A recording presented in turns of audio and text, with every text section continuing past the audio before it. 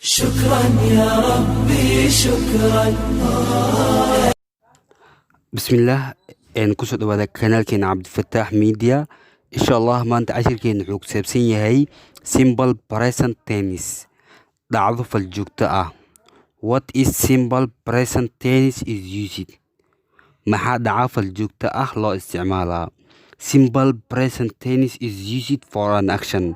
dhacdo fal joogto ah waxaa loo isticmaalaa which happens every day, fal dhaca maalin walba.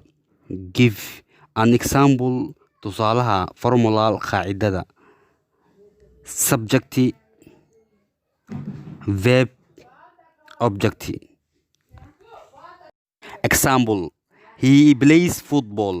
wuxuu ciyaaraa kubadda cagta. Affirmative waa word su'aal iyo diidmo midna ahayn, weer caadi ah. He drinks milk. wuxuu cabaa caano. I learn English. ingiriiska ayaan bartaa. She cooks food. cuntada ayay karisaa. They eat breakfast.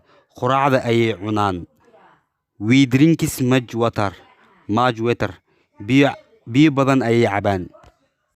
Interrogative weedho su'aal ah. Does she play football? miyay ciyaartaa kubadda cagta? Do I learn English? ma bartaa ingiriiska? Does she cook food? miyay karisaa cuntada? Do they eat breakfast? ma cunaan quraacda? Do we drink much water? ma cabnaa biyo badan? Negative word diidmo ah. He does not play football. ma ciyaaro kubadda cagta.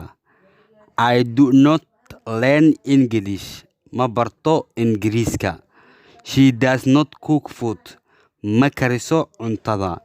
They do not eat breakfast.